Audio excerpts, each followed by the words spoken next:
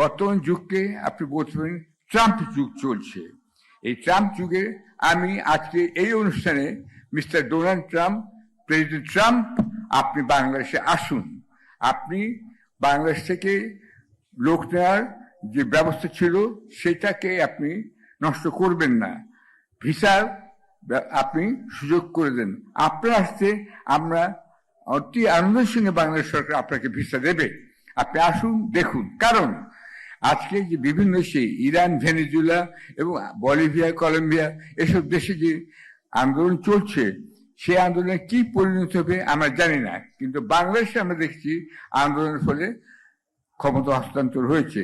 Mister Trump, please come, we invite you. আপনি দেখে যান, you see how it can be done with minimum casualty and maximum result. এইটার জন্য আপনাকে invite করছি। আপনি আসুন, আপনি আসুন, আপনি আসুন মিস্টার ট্রাম্প। এবং আরেকটা কথা বলতে চাই, নতুন অ্যাম্বাসাডার মিস্টার ব্রেন্ট ক্রিস্টেনসেন যিনি এসছেন, তাকেও আমরা ওয়েলকাম জানাচ্ছি।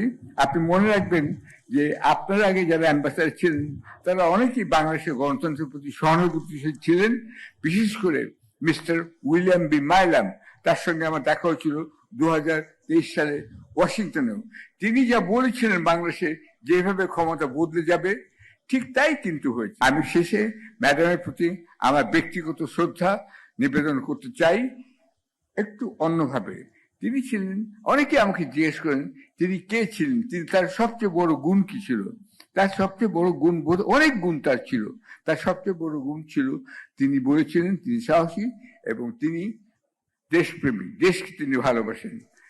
এইটা যে তিনি ভালোবাসতেন সেটার আমি একটা গান দিয়ে আজকে শেষ করছি।